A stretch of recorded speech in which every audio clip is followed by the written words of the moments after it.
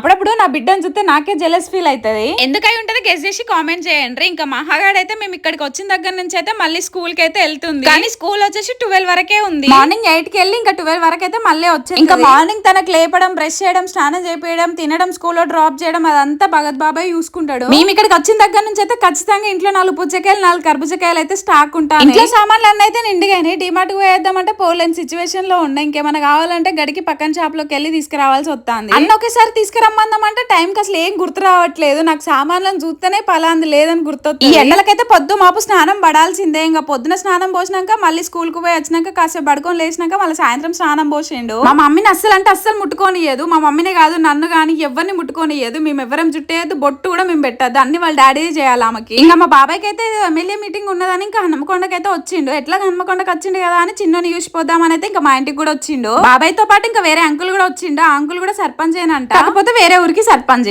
ఈ పుచ్చకాయలతో ఇదే గోసుల్లో ఏది తెల్లగుంటుందో తెలియదు, ఏది ఎర్రగుంటుందో తెలియదు. ఈ ఊర్లో మా వాళ్ళకి ఇయ్యమనేసి అయితే తిరుపతి ప్రసాదం బాబాయ్తో అయితే మంచింత పంపించి మా బాబాయ్ పోతా అంటే నేను కూడా వస్తా అని ఒక్కటే ఏడుపు. మహాగాడు ఉంటా మళ్ళీ అంతే వీడియో.